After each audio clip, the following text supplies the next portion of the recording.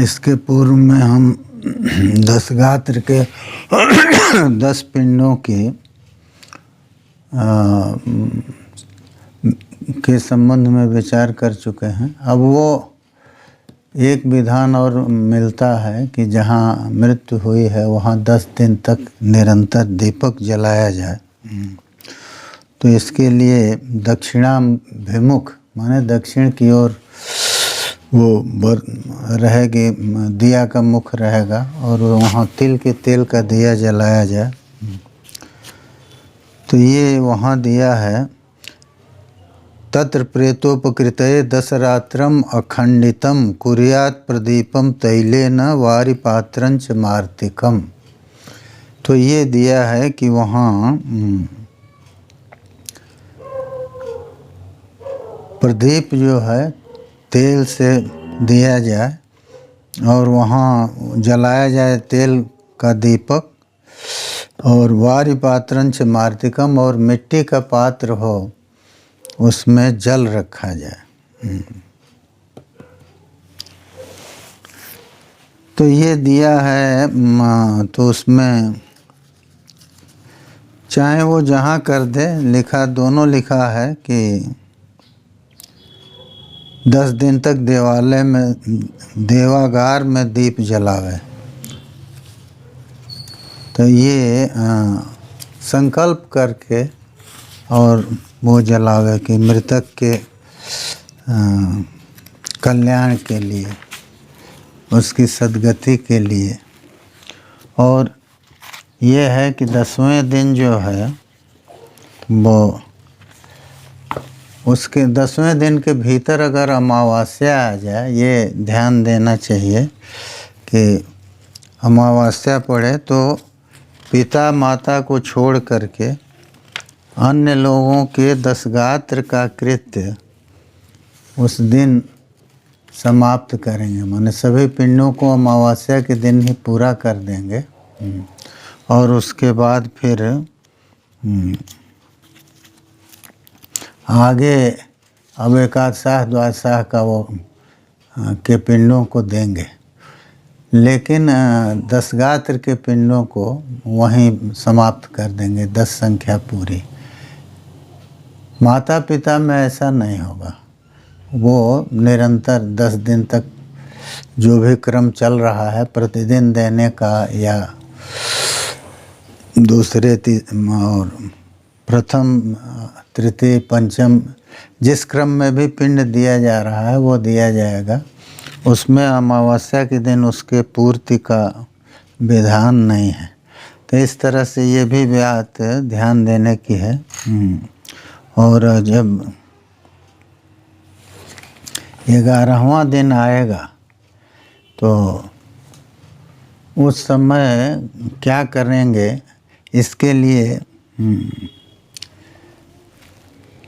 तो उसका जो कृत्य है वो तो सैयादान आदि तो है ही है, और पिंडदान का कृत्य है। तो उसमें पिंडदान में तो महैकोदिष्ट 11वें दिन जो है वो है, और फिर मध्यम षोडशी है। तो इस तरह से उसमें जो देना चाहेंगे तो उस दिन सपिंडीकरण का भी विधान है, उस दिन कर सकते हैं। तो जितना किया जा सकता है उसके लिए वो विधान तो है, लेकिन जो जिसमें विकल्प है, जैसे सपिंडीकरण 12वें दिन भी होगा तो समय की जैसी स्थिति हो उसके अनुसार उसको करना चाहिए, और लेकिन क्रिया का लोप नहीं होना चाहिए।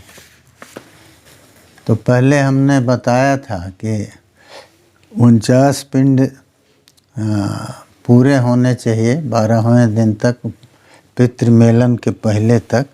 तो उसमें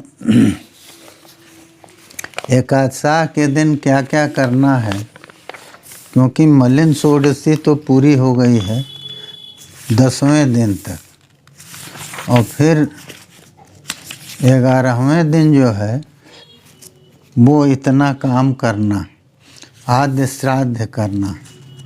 आद्य श्राद्ध जो है वो महैकोदिष्ट कहा जाता है।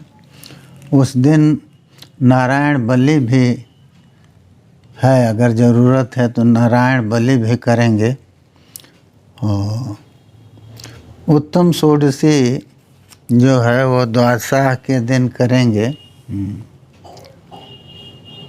और एकादशाह के दिन भी यदि संभव हो तो कर सकते हैं। लेकिन ये है कि सैया दान आदि बहुत से काम रहते हैं।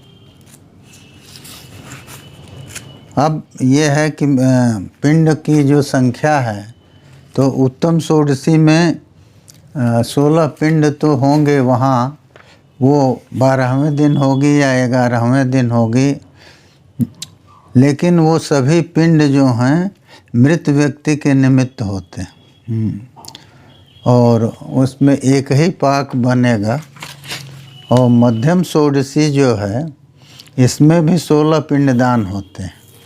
तो इसमें 15 पिंड देवताओं के निमित्त बनते हैं तथा एक पिंड प्रेत के निमित्त बनता है। तो उसके लिए अलग अलग पाक होगा। देवताओं के लिए जो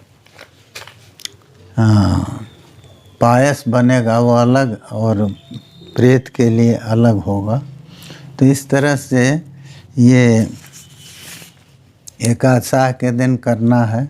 और सैया जो है वो दोनों दिन देने का विधान है, एकादशाह के दिन भी और द्वादशाह के दिन भी। तो यहाँ प्रेत सैया उसको कहते हैं, एकादशाह के दिन जो सैया दी जाती है।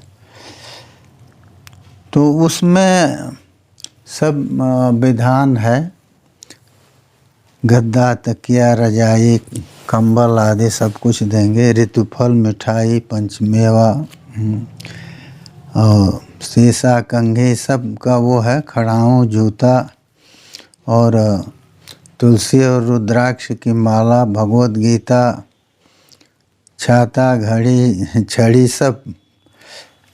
और प्रकाश के लिए जो है वो लालटेन या दीपक टार्च जो भी हो देते हैं।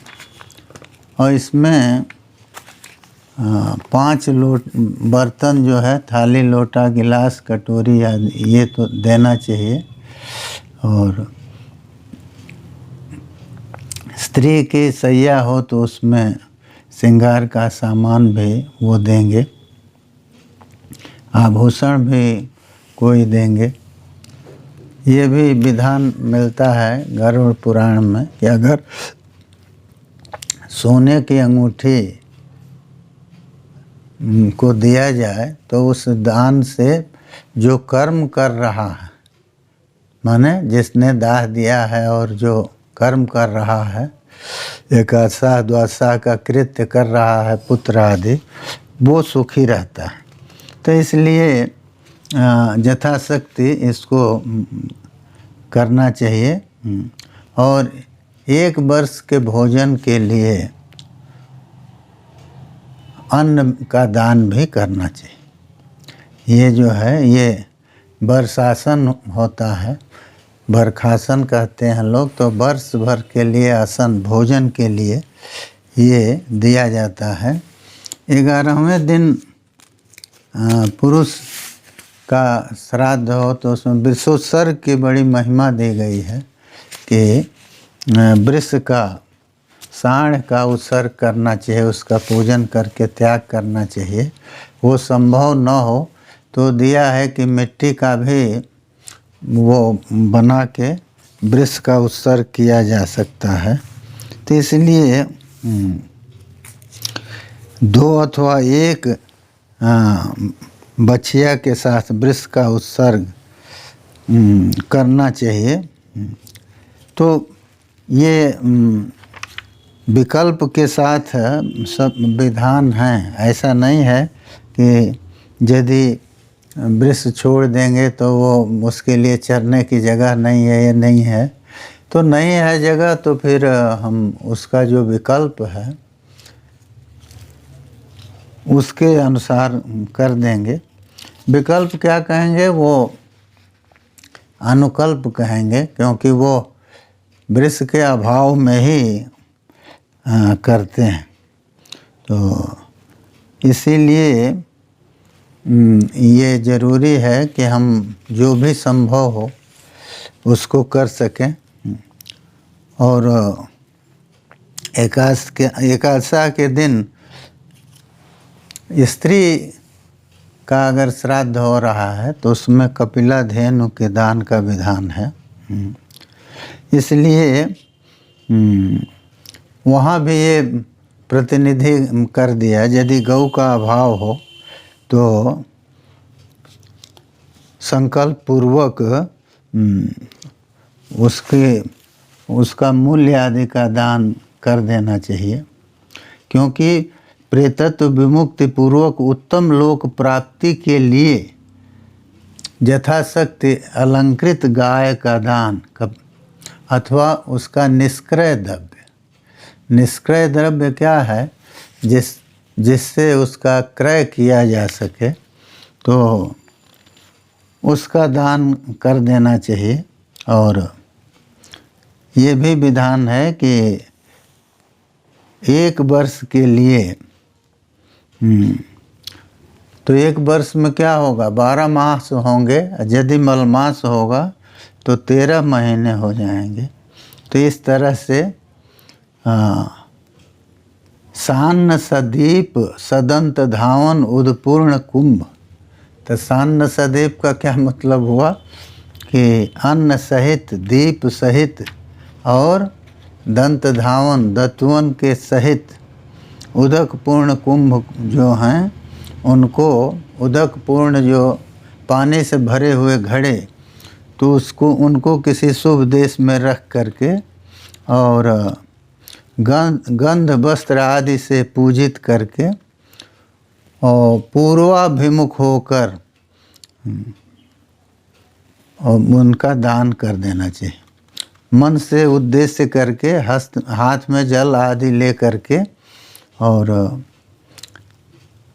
अपने प्रेत को, अथवा स्त्री है तो प्रेता को मरण दिन से ले करके और जो वर्ष भर तक अगली जो मृत्यु तिथि आएगी तब तक के लिए इनको जोड़ करके कितनी संख्या हो रही है, तो ब्राह्मणाय दास्ये ये संकल्प करके कि ब्राह्मण को मैं दूंगा, ये करके और उसको जो है ब्राह्मण को दे दे और उसकी कुछ दक्षिणा उनको दे दे। तो इस तरह से तो ये एकादशा के दिन के कृत्य में ये है। माने वो सब जो मध्यम षोडशी है अथवा एकोदिष्ट श्राद्ध है या नारायण बलि है, ये सब को करते हुए अंत इसको करना। तो अंत में अब उतने घड़े नहीं होते, तो हम देखते हैं कि काशी में तो लोग छोटे दीपक में भी वो उतनी संख्या रख के और करा देते हैं। तो किसी न किसी तरह से उस विधि को पूरा करने का प्रयास करना चाहिए। और उसमें जो स्रोत मध्यम षोडशी के लिए जो सामग्री है या उसका जो क्रम है वो सब तो दिया है पुस्तकों में। तो उसमें देखिए वो सबसे पहले नारायण बलि का विधान वो दे रहे हैं। तो 11वें दिन नारायण बलि, फिर जो है मध्यम षोडशी, फिर आद्य श्राद्ध, फिर प्रेत सैया दान और फिर वृक्षोत्सर्ग और वैतरणी दान भी है और यदि हो सका तो उस दिन उत्तम षोडशी करेंगे, और नहीं तो आगे करेंगे। तो इस तरह से विधि का वो है। तो कोई जो ब्राह्मण शुद्ध मिल जाए जो करा सकें अच्छी तरह से, तो उनसे कराने से वो अच्छा रहता है, क्योंकि विधिवत हो जाएगा। लिखा है पितरो वाक्य मिच्छन्ति भाव मिच्छन्ति देवता। पितर लोग वाक्य चाहते हैं। वाक्य माने जो भी संकल्प बोला जाए, जो भी उनको देने के लिए वाक्य का उच्चारण हो, तो वो वाक्य शुद्ध होना चाहिए। तो इसलिए ये है पितरो वाक्य मिच्छन्ति और भाव मिच्छन्ति देवता।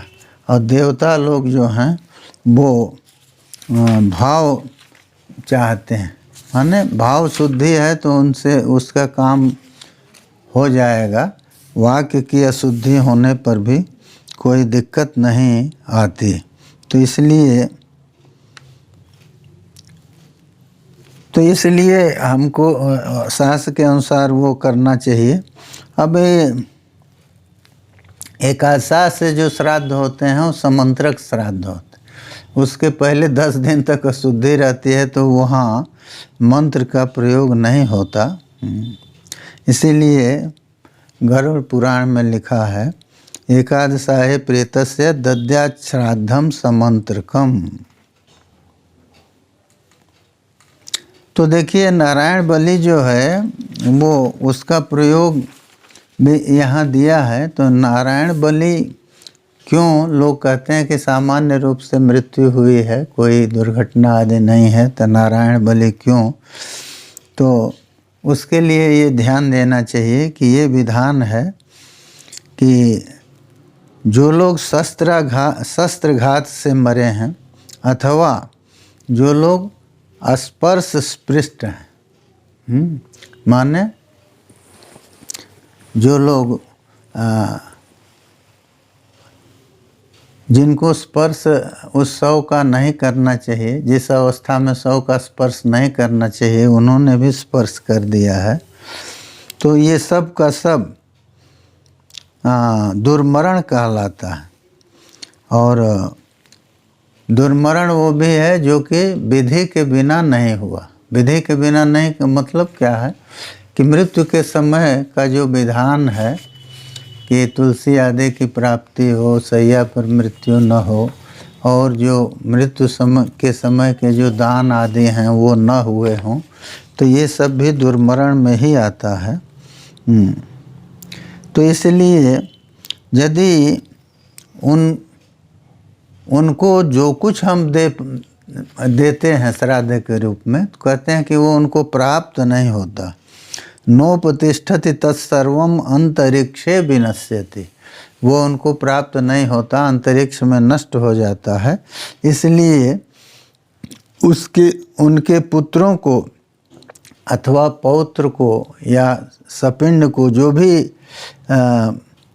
श्राद्ध कर्म कर रहे हैं, उन सबको जो है प्रेत के शुभ को चाहने की इच्छा होने पर, प्रेत को शुभ का उसका शुभ हो, उसको उत्तम फल मिले, तो नारायण बलि उनको करना चाहिए। इसलिए तो यदि नारायण बलि का ये विधान, मृत्यु अगर अच्छी तरह से हुई है तब भी कोई दिक्कत नहीं, उसमें भी करना चाहिए यदि संभव हो, क्योंकि उससे प्रेत का शुभ होता है। तो इसलिए नारायण बलि का भी 11वें दिन विधान है। और तो ये क्रम दिया गया कि हम पहले माने ये दिए नारायण बलि हो, फिर मध्यम षोडशी हो। तो मध्यम षोडशी में जो प्रयोग है उसमें 16 पिंड तो हैं, लेकिन 16 पिंड में पिंड जो है वो पितर खाली प्रेत के लिए उसमें पिंड हैं और बाकी पिंड देवताओं के निमित्त हैं। ये हम आपको इसके पहले कह चुके हैं। तो बाकी जो देवताओं के लिए पिंड है उनका एक पाक होगा और जो प्रेत के लिए पिंड है उसका एक पाक होगा। और इस तरह से जहाँ जिस की ज़रूरत है उस पिंड को दिया जाएगा, क्योंकि उसमें 16 पिंड जो मध्यम षोडशी में हैं वो पहला पिंड विष्णु के लिए है, दूसरा पिंड शिव के लिए है, तीसरा पिंड यमराज के लिए है और चौथा पिंड सोमराज के लिए, पांचवा पिंड हव्यवाहन के लिए, छठा पिंड कव्यवाहन के लिए। इस सब का पद्धति में उल्लेख है। सातवां पिंड काल के लिए है, आठवां पिंड रुद्र के लिए है, नौवां पिंड पुरुष के लिए है और 10वां पिंड प्रेत के लिए, 11वां पिंड फिर विष्णु के लिए, 12वां पिंड ब्रह्मा के लिए, 13वां पिंड विष्णु के लिए, 14वां पिंड शिव के लिए, 15वां पिंड यम के लिए, तो और फिर 16वां पिंड तत्पुरुष के लिए। तो देखिए ये 16 पिंड हैं। अब इसमें शास्त्रीय प्रमाण है, तो शास्त्र के प्रामाण्य से हमको इन 16 पिंडों को देना चाहिए। इसीलिए लिखा है कि आद्यम सौ विशुद्ध्यर्थम, आद्य श्राद्ध जो है वो जरूरी है। तो आद्यम सौ विशुद्ध्यर्थम कृत्वान्यच्च त्रिषोडशम, ये पहले इसका उल्लेख हम कर चुके हैं। ये गरुड़ पुराण प्रेतखंड का श्लोक है। तो सौ की विशुद्धि के लिए आदि महाएकोदिष्ट श्राद्ध, महाएकोदिष्ट उसको कहते हैं। और प्रेतत्व की निवृत्ति के लिए षोडशत्रय माने 3 षोडशी, मलिन षोडशी, मध्यम षोडशी और उत्तम षोडशी श्राद्ध करना चाहिए। और तो ये करने के बाद उसके प्रेत का प्रेतत्व नष्ट हो जाता है। और तो सौ विशुद्धि और प्रेतत्व निवृत्ति, ये इसके लिए 49 पिंड हो गए। तो 100 विशुद्धि जो है वो उसके लिए आद्य श्राद्ध को दिया और प्रेतत्व विमुक्ति के लिए ये 3 षोडश हैं। तो इन दोनों के हो जाने के बाद 49 श्राद्धों से पितरों की पंक्ति का सामीप्य प्राप्त हो जाता है। पितृपंक्ति विशुद्ध्यर्थम शतार्धे न तो योजयेत। तो ये जो 49 श्राद्ध हैं ये पितृपंक्ति की विशुद्धि के लिए है। हाँ, पितृपंक्ति की विशुद्धि माने पितृपंक्ति में प्रवेश की योग्यता के लिए पितृपंक्त्यर्थम विशुद्धि है। पितृपंक्ति में मिलने के लिए विशुद्धि जो विशेष रूप से शुद्धि चाहिए तो वो अब प्रेत की हो जाती है। तब फिर वो 50वें पिंड से उसका पितृपंक्ति में मिलन होता है। और इसीलिए वहीं दिया है कि शतार्धे न विहीनो जो मिलता पंक्ति भांग नहीं। जो 50 पिंड से विहीन है, शतार्ध माने 50, उतनी संख्या पूरी नहीं हुई और उसका मेलन कर दिया गया तो वो पितृपंक्ति उसको नहीं मिलती। ये दिया।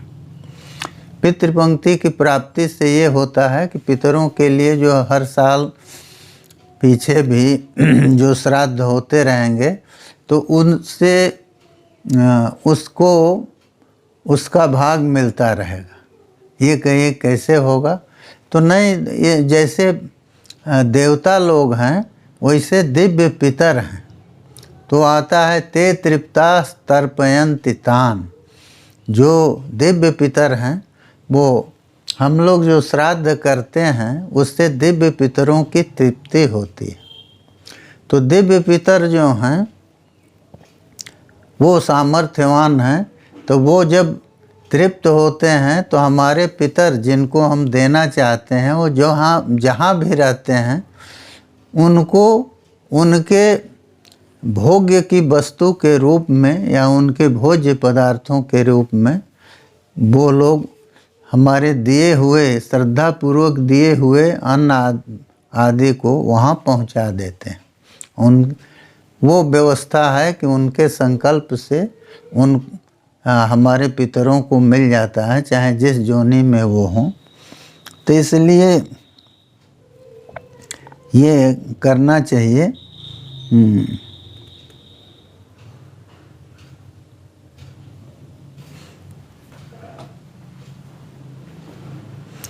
इसीलिए लिखा है 44 तथैवाष्ट श्राद्धम प्रेतत्व नाशनम। 40 और 8 48 कह रहे हैं कि ये जो 3 षोडशी है इसमें 48 पिंड हो जाएंगे, 50 से 2 कम होंगे। तो 44 तथैवाष्ट श्राद्धम प्रेतत्व नाशनम, ये श्राद्ध प्रेतत्व का नाश करता है। सकेदून शतार्धेन संभवित पंक्ति सन्निधि है। लेकिन 49वां पिंड जो है वो भी दिया जाता है महैको दिष्ट का। तो ये 49 पिंडों से पितृ सन्निधि प्राप्ति होती है। पितृ पंक्ति में वो मिलता नहीं है, पितृ पंक्ति का सानिध्य प्राप्त होता है, उसकी योग्यता उसको हो जाती है। फिर मेलनीय शतार्धेन संधि श्राद्धेन तत्वतः। तो इस तरह से 50वें पिंड से प्रेत का मेलन करेंगे। वो 50वां जो प्रेत श्राद्ध है उससे पितृ पंक्ति में उसको मिला देंगे, वो प्राप्त हो जाता है, पितृ पंक्ति को प्राप्त होता है। तो इस तरह से ये 50 पिंडों की व्यवस्था दी गई। तो इसमें जो भी पिंड हैं 16 पिंड, वो सब के सब प्रेत के लिए नहीं है। मध्यम षोडशी में उसमें प्रेत के लिए 10वां पिंड है, और फिर देवताओं के लिए इधर 9 पिंड हैं, और फिर 10वां पिंड प्रेत के लिए है। फिर 11 से 16 तक ये पिंड जो हैं वो देवताओं के लिए ही हैं। तो इस तरह से 2 पाक में इसका क्रम पूरा होता है। तो हमको ये प्रयास करके और इस श्राद्ध को संपन्न करना चाहिए। अब ये जो है एकादशाह कृत्य में ये आवश्यक है कि हम उस दिन जो भी श्राद्ध हैं तो हर श्राद्ध के बाद स्नान करें, या नहीं कुछ तो हाथ पैर धो के और फिर मार्जन कर लें। तो इसलिए ये इतना ध्यान रखना चाहिए। और जो भी वो है आचमन आदि का जहाँ भी विधान है वहाँ हमको आचमन आदि करना चाहिए। और जब हमको वाक्य प्रयोग करना है तो उस समय वाक्य का हमें ध्यान रखना चाहिए, क्योंकि उसमें कहाँ कौन विभक्ति लाई जाए ये इसका भी विधान है। अक्षयोदकयो षष्ठी, ये इस तरह का एक श्लोक है, उसके द्वारा उसका विधान है विभक्ति का। तो उसका भी हमें ध्यान रखना चाहिए। और यथा संभव उत्तरीय वस्त्र जो है वो चाहिए, एक वस्त्र से श्राद्ध नहीं करना चाहिए। और श्राद्ध का जो है वो अपनी तरफ से जितना हो प्रयास करना चाहिए कि सविधि पूर्ण हो, और नहीं तो अंत में तो वो उनका भगवान के स्मरण से उसकी पूर्ति दी गई है।